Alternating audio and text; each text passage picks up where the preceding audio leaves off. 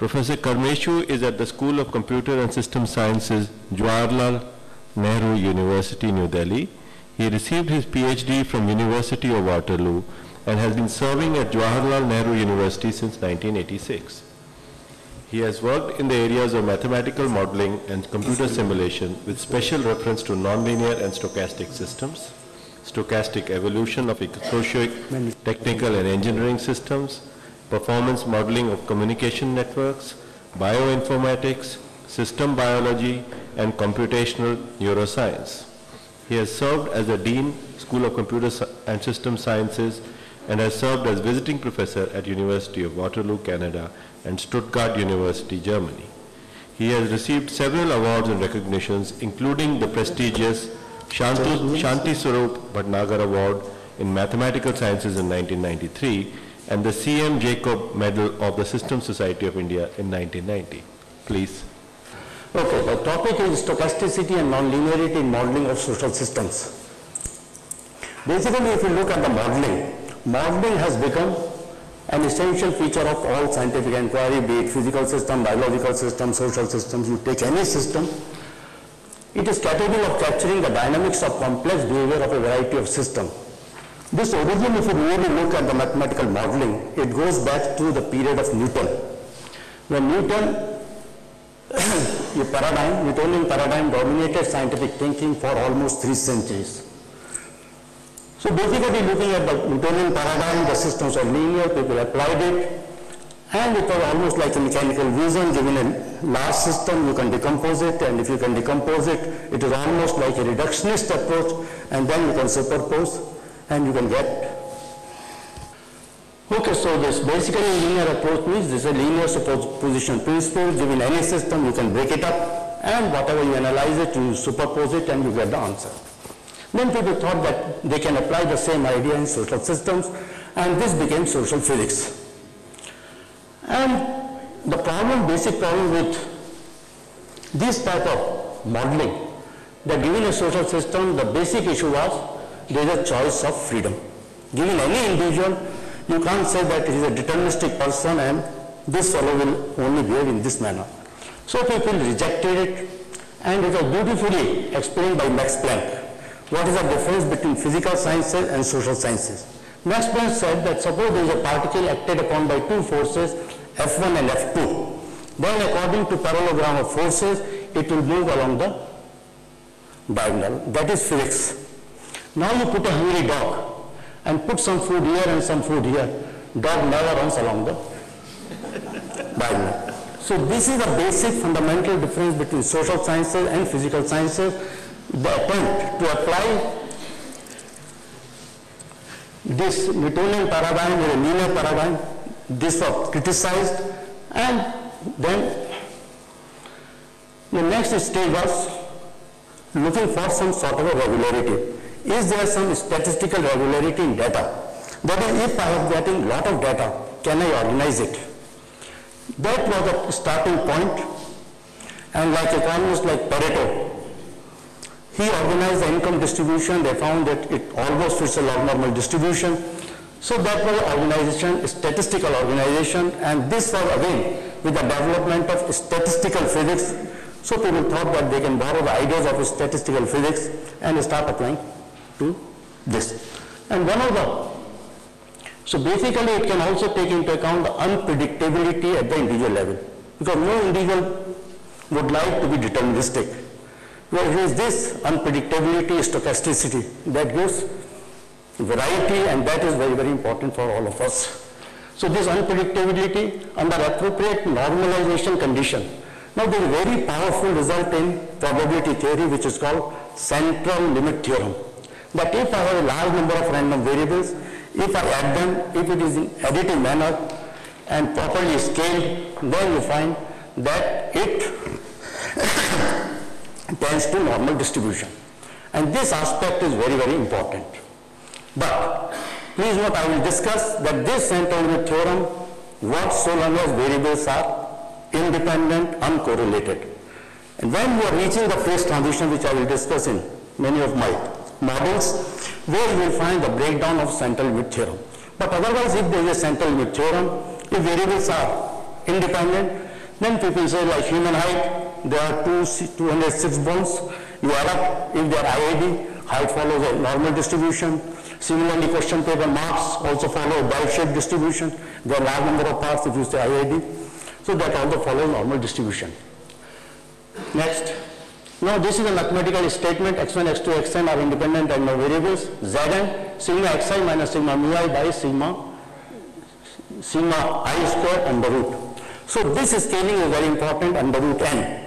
So long as you have this scaling, you find that it will tend to normal density. And that is why many mechanisms in physical sciences are additive in nature. And eventually you find central limit theorem works. The same idea people are saying BISDN networks. In communication networks also people are applying this notion of central limit theorem. Next. Now there is a very interesting distribution which is called log normal distribution. If y is a normal, then e to the power y follows a log normal distribution. And this is a typically long tail distribution.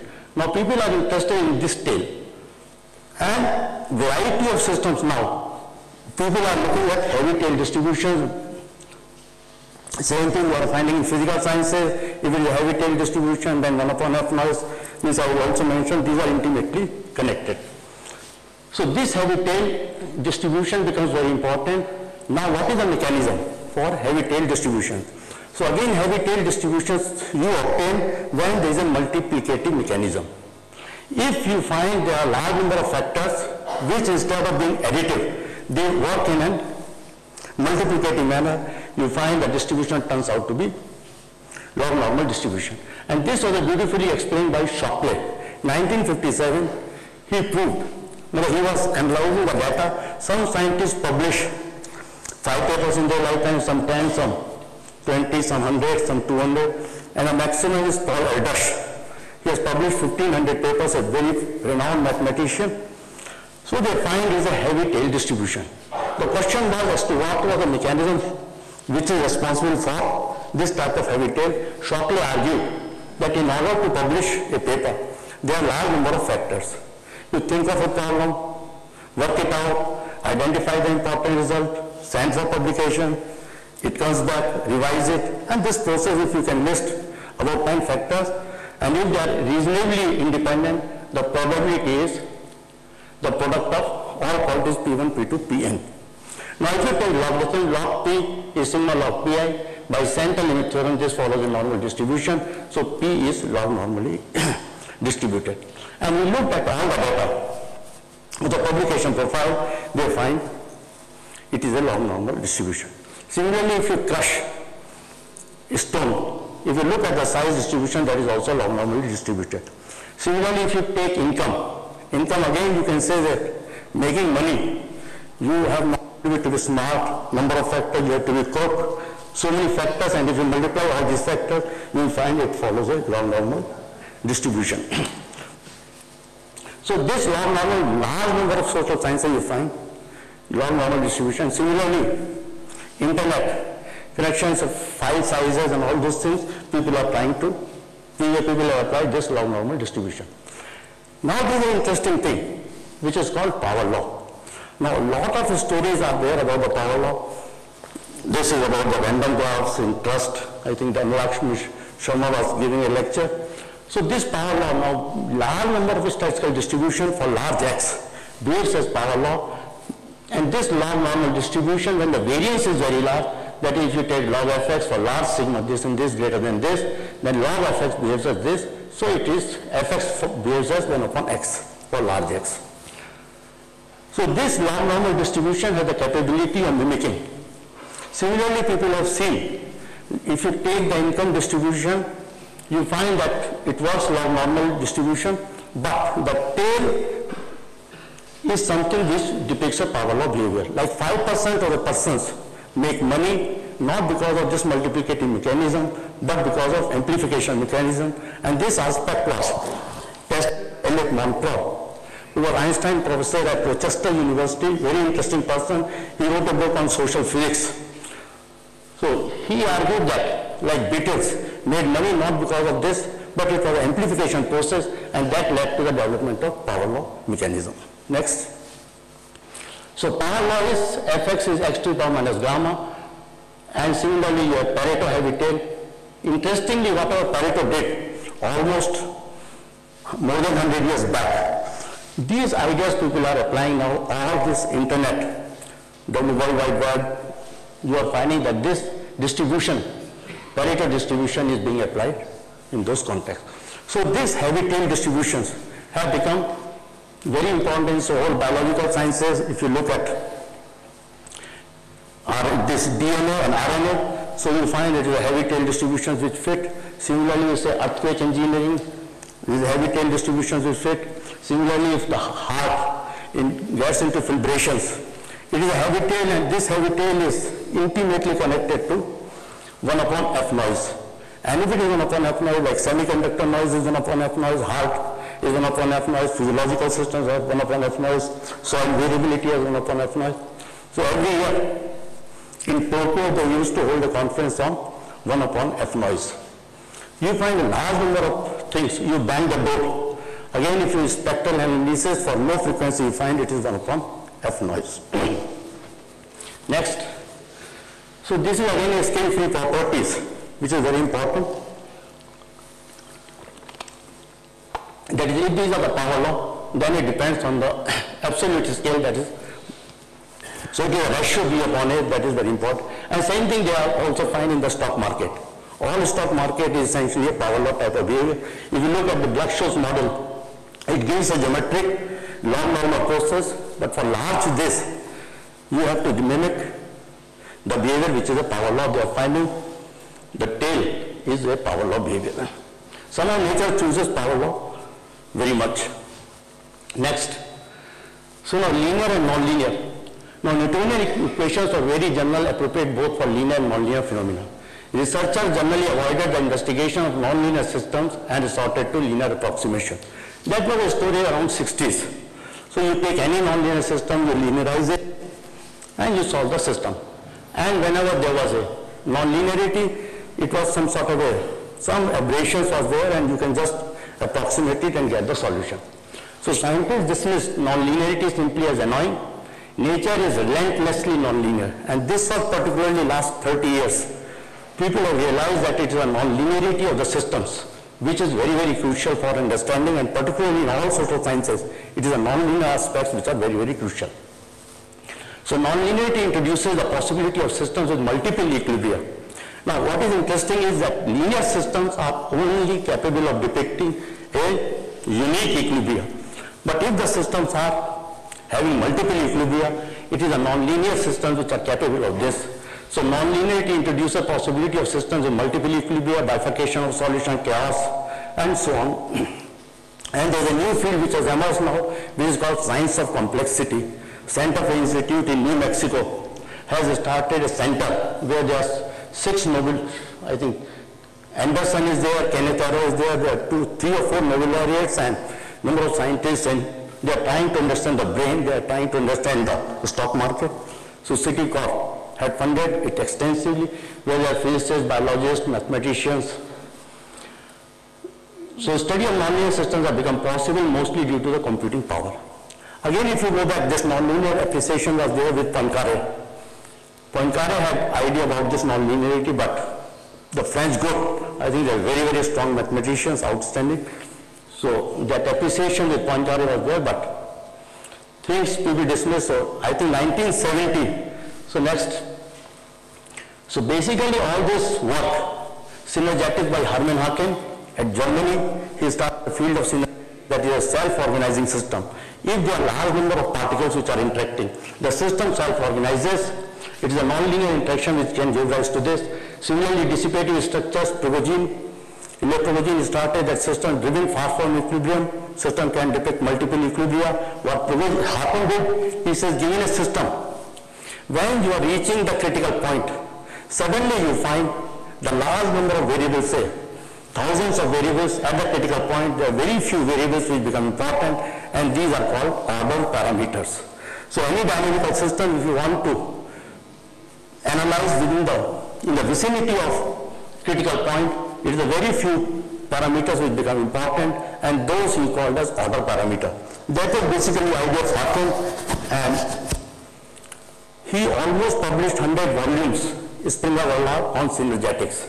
Then Ilya Prigogine got Nobel Prize for his work in thermodynamics, far from equilibrium, and these ideas he applied to cancer research, societies, and variety of, that is a very interesting book.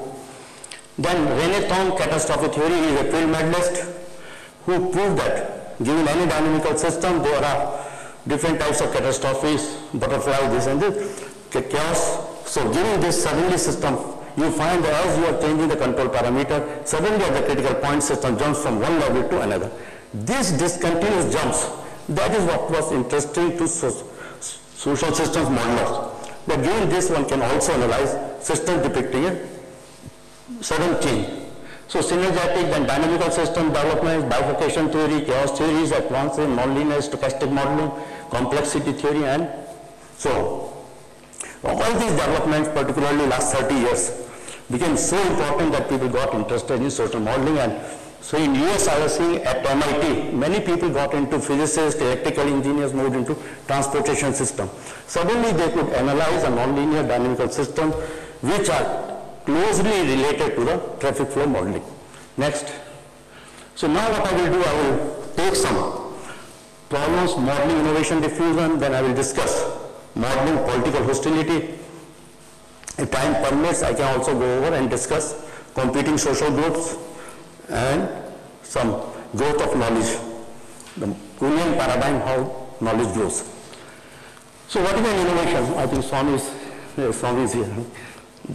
So innovation is an idea, practice, or object that is perceived as new by an individual or other unit of adoption. This newness of an innovation may be expressed in terms of knowledge, persuasion, or decision to adopt. So this innovation may be for a group. It might be a new idea for a group, and that we will say an innovation. It might be a whole thing, but for a group, the target group, if it is a new thing, then it is an innovation. So diffusion of innovation has been, again, diffusion is not spatial diffusion, it is temporal diffusion that given, suppose you launch a practice, suppose there is a practice, how people come to adopt it over time. So historically, market persons, sociologists call it diffusion, but physicists call it diffusion means over space. But this diffusion is temporal, by which that innovation is communicated through certain channels over time among the members of social system. Rogers has listed about 20 disciplines in which diffusion of innovation is important, geography is important, agriculture it is important. So now particularly after marketing persons, when they found that because there is a vast amount of data giving this, then one launches a product in the market, then the question is what is the growth profile of this and what is the optimal time when you will have the market, maximum market penetration, and what is the optimal time for introduction of a new product. So basically the story is that it is an S-shaped curve. All innovation you find a typical S-shaped curve. Initially it is slow, then it accelerates, that is somewhere there is a point of inflection, then it tapers off. That is a story for all innovation diffusion. And there is another phenomenon which I am not addressing today, that is a critical mass. Because critical, like diffusion of innovation in the context of product, say television or this will be typical like this. But if you are talking about interactive mass, for example fax machine or email is only important if others have email access. So it is unless you reach the critical mass, something what happens in nuclear reactors, unless you reach the critical mass, nuclear fission will not become explode. So there is a notion of critical mass which we are not dealing with, but today we are only discussing S-shaped curve. And then what I will discuss, different versions of this model. If I make this parameter random variable, you find a host of new phenomenon. If I make them a stochastic process, there is another phenomenon. Simple model, which is a nonlinear model, which can give rise to different variety of things. Next. So innovation, information about the innovation, social system where the innovation is introduced. ID consists of adoption through mass media and interpersonal communication. So given the product, now what are the channels of communication?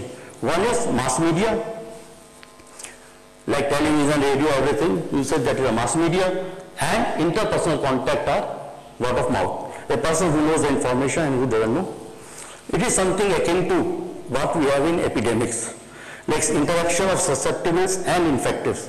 When they interact, susceptible and infective interact, through this there is a transmission of disease. And there is a time. Next. So now basically this, a person, whether a person comes in contact with the other person who has the infection, or a person who is a adopter of a technology, other person who is not, this interaction is stochastic in nature, whether you meet or not. So there is always an underlying probabilistic structure. And what we do, so mathematically one can say that n into n plus 1, the transition, it takes place n to n plus 1 in time t and t plus dt. It is alpha n minus n plus this plus 0 compared to delta t. And this is called, and there is a death. Suppose there is a loss of interest. A person who is, n is a number of spreaders, they lose interest, and it becomes n minus 1 in time t and t plus dt. It is mu and delta t, 0 compared to delta t. So mathematically it is a well-known birth and death process. But it is a simple model, looks, and this is like a order parameter system evolved because there are a large number of, capital N is the total population in the spot. In the group, target group, it could be 10 to the power 6 of that order. Alpha and beta are the parameters, and it is nonlinear interaction n into n minus n. This is a nonlinear stochastic process, and because of this nonlinearity, word of mouth, no explicit solution is available. All nonlinear stochastic systems. The problem is, if I want to find out the first moment, for this n bar, I will get n square bar. If I want n square bar, I will get n cube bar. So I get an infinite hierarchy of moment equation, and how to truncate it. That is a question that you have some diffusion approximation techniques. For large n, you have some approximation. And this is the story with all nonlinear stochastic systems, and typically we have our weather forecasting system. All linear Stokes equations are highly nonlinear and stochastic, and that is the reason, whatever we may do, because the predictability of nonlinear stochastic systems is almost impossible. So same thing we have to do in this case. So lambda n is a birth, alpha is a mass media, beta is a interpersonal contact, mu is a loss of interest. The person who may join them, adopt, and he may lose interest. For example, now recently a paper came by Aiton Muller, like service industry. Given the service industry, one can move from one services to another. So it is a loss of interest, and exactly it is the same model. It is a pure deterministic model, but we have a stochastic version. Now given dpn by dt, dpn is this is called master equation. Mathematically it is called Chapman-Kolmogorov equation. Physicists call it master equation. So P and T is the probability of n spiders at time t, lambda is the birth rate, and mu n is the death rate. If you write down this, next. So one can write down n is the total population, alpha is the transmission intensity, beta, loss of interest, deterministic analysis, let us forget all stochasticity. Then this is a simple nonlinear differential equation. Now we will depict, and then we will see, okay now, let's go back to if we say mu is 0, then this is the famous BAS model in marketing, and thousands of papers have been written on this. And I was surprised that I was visiting 95, the marketing department in Austin, Texas. I was told that out of 10 chairs, endowed chairs, 7 chairs have gone to Indians. And one is Vijay Mahajan, is chemical engineer from IIT Kanpur. One is Deepak Jain, he is Dean of Prague Business School, he is a statistician. So all these persons, so these chair professors are Indians. But somehow in our country, marketing is totally non-mathematical. I think Dr. Benvat has to answer that question. Now we will see some very interesting aspects. I think Swami is mathematical, let's explain this Swami. Alpha, beta. Now suppose there is no loss of interest, it becomes a BAS model.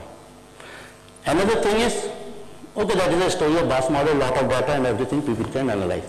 Now interestingly, let us look at the physics of the problem. Let us introduce a parameter omega.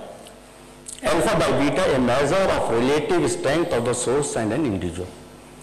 If you want to analyze it, if alpha is a mass media, beta is an interpersonal contact. If omega is of order 1, it means the entire source is equivalent to single individual in the population. And D is the mean number of contacts a spider makes during his active period, and beta by mu. Now we get a very interesting bifurcation, that is a threshold phenomenon. Put alpha equal to 0. So there is no mass media, word of mouth and loss of interest. We find the differential equation is d by dt phi t 1 minus 1 upon d phi minus phi square. This equation in the equilibrium d phi by dt equal to 0, there has two solutions, phi equal to 0 and phi equal to 1 minus 1 upon d. If you say n, 0 and now there, because this differential equation has two solutions, this and this. Now if you carry out the stability analysis, you can prove that when d is less than 1, system gets into state 0. When d is greater than 1, the system gets into this. And this next, and this is a typical bifurcation point. So long as d is less than 1, diffusion of information will not take place. Innovation will not diffuse at all. Only when you reach the critical point 1, you will find from 0 diffusion it becomes a macroscopic diffusion. So all strategies, if you want that it should diffuse, then you have to cross this particular point, d equal to 1, which is the critical point of the system. Next, now there are points of stochastic analysis. What are points of similarities and dissimilarities between deterministic model and stochastic model? But one can, interestingly, if you carry out all this, you find d less than 1. You find the probability distribution become a geometric distribution. When d is greater than 1, it becomes a quasi-Poissonian distribution. That is something akin to phase transitions. When you are reaching like water going into ice, as you are changing the temperature, suddenly you find the system goes from water to ice, and that critical point is very important. And there is a relative fluctuations also. You find you are, as you change the parameter d, you are making a transition from disordered transition to ordered state. So whenever there is a bifurcation, the fluctuations at the critical becomes so large. It is the fluctuations which drive the system where to go. So this is typically what Prigogine said. If there is a control parameter lambda, system is evolving like this. Suddenly at this critical point lambda 1, system can bifurcate and there are two possible solutions. Now which state system is going to occupy depends on the fluctuations. And if system chooses this state, you are here. If system chooses this state, or if it is a trifurcation, system could have gone. And if it goes then it can bifurcate, it can trifurcate, it can say. So if you are here, then it is, if you had occupied this path. So these fluctuations are important here, these fluctuations are important. So what they say, it is a chance and necessity. Jacques Monod said whole biological evolution is nothing but interplay of chance. Chance is here, necessity is determinism. So both determinism and chance, they are very important in the entire evolution. So stochasticity has an important role when you are close to the critical point. And once you cross the critical point, then it is all deterministic way. Next. Now next, I can discuss this innovation diffusion with multiple adoption levels. Actually, as the diffusion unfolds, the parameters alpha, beta, they can also become state dependent. Now beta becomes a state dependent. Let us take delta equal to 1 is the Bass model. When delta equal to 2, it becomes a deterministic equation like this, and then we can discuss the stochastic equation. This is n by n whole square, so it is n square into n minus n is n cube. So this is a cubic equation which can have hysteresis effect. Next.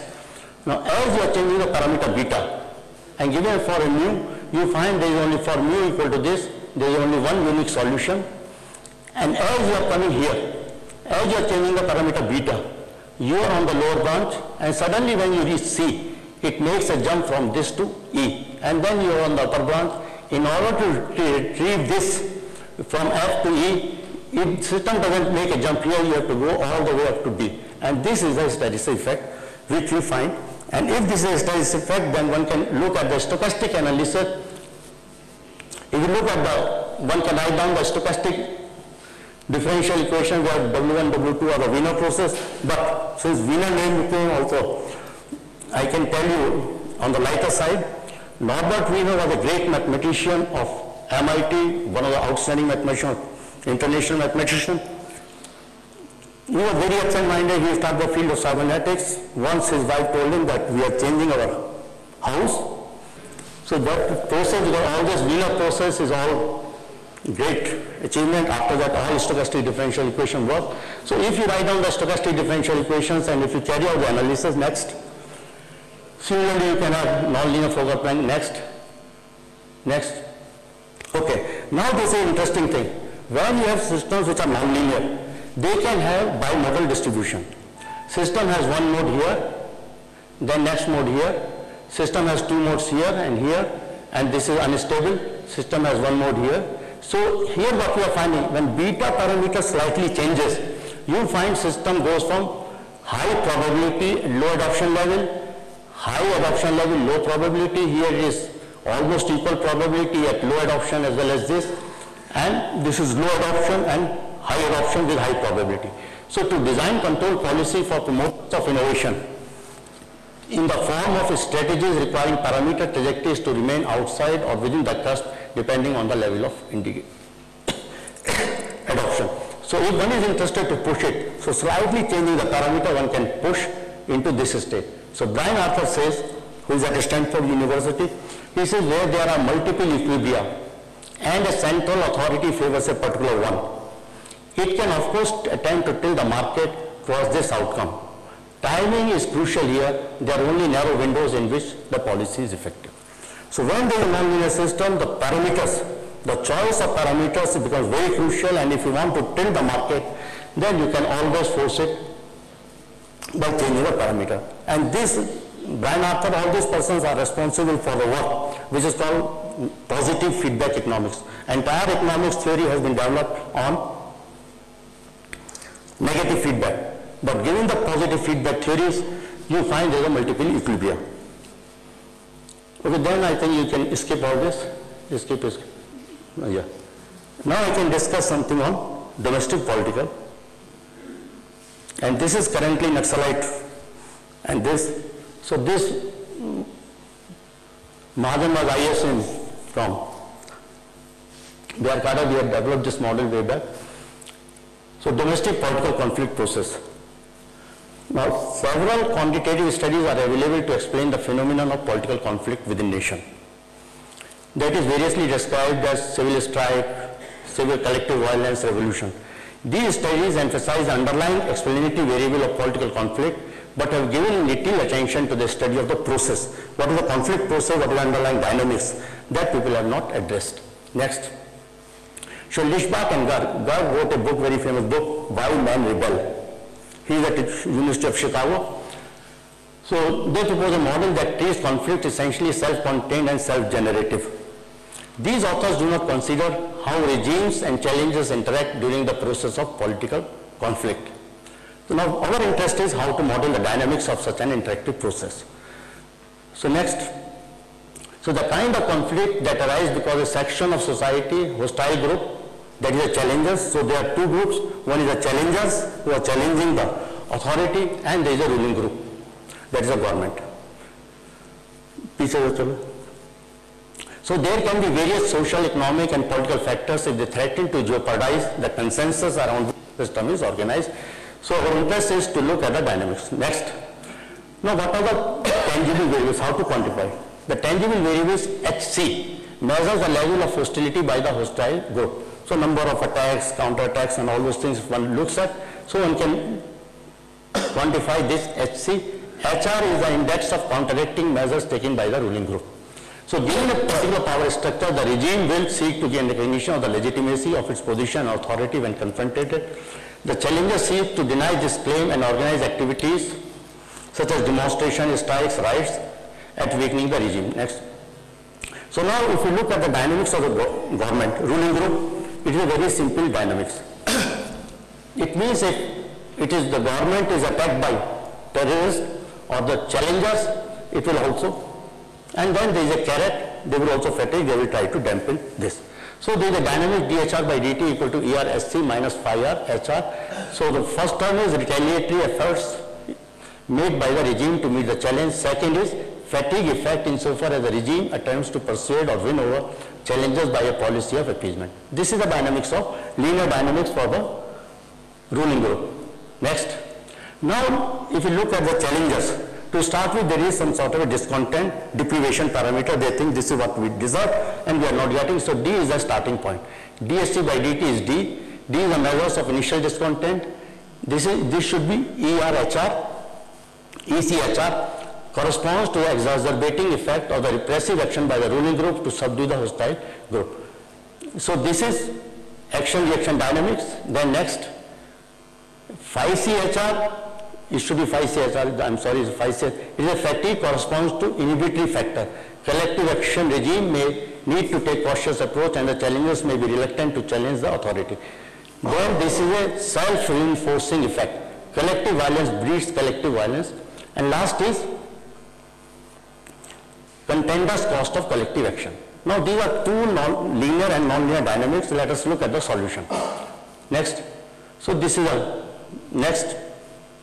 Suppose we take n equal to 1, we find that low level of conflict will continue.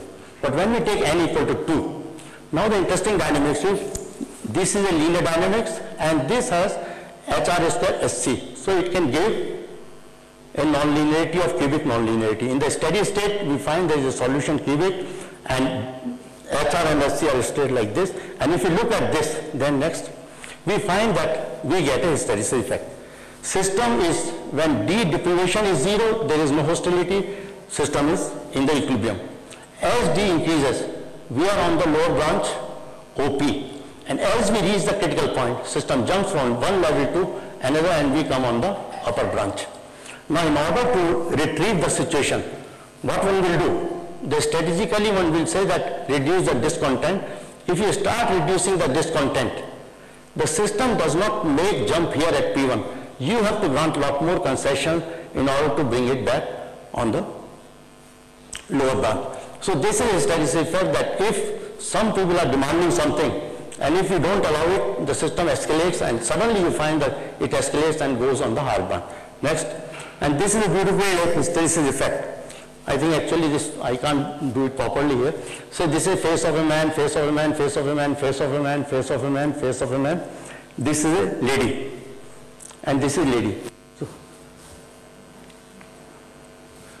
and if we are going back, then we find the system is lady, lady, it can be lady. So it is a visual hysteresis effect. As we are moving in this direction, our perception is changing here. If we move in this direction, so that is a hysteresis effect in visual perception. Similarly, we can have higher order of nonlinearity and system can jump from one level to another. So similarly, the stochastic effects, if we look at the adiabatic elimination, then we find the system's dynamics with white noise, and if we write down the Fokker-Planck equation, then the solution is next. System has there is a consensus around which the whole system is organized, there is a unimodal distribution. As we are changing the parameter, system is getting flattened and flattened, the distribution flattened, and suddenly you find when you are reaching, because here you have no idea whether the system is going at a low hostility level or at a high hostility level. As you are changing, suddenly you find systems can get into low hostility level with this probability and you can get into this with high probability. Which state system is going to settle down, that is crucial. Only the dynamics of the system will decide and nobody can do it. So only thing is you can change the probability, but beyond that probability we have no control when we are dealing with a nonlinear stochastic system. So basically one can, because the idea is that all these nonlinear stochastic systems are important in the sense there is interplay of stochasticity and determinism. And it is this interplay which is very, very crucial in the governing dynamics of the stochasticity and the multiple equilibria, which is important in all social dynamics. And that is the reason that you find these models are, this is quadratic nonlinearity. If you go to third level of nonlinearity, if there are three coupled nonlinear differential equations, this is also mathematical result, it can lead to chaos. If it can lead to chaos, the cognitive level of comprehension is not possible. You have to resort to mathematical modeling.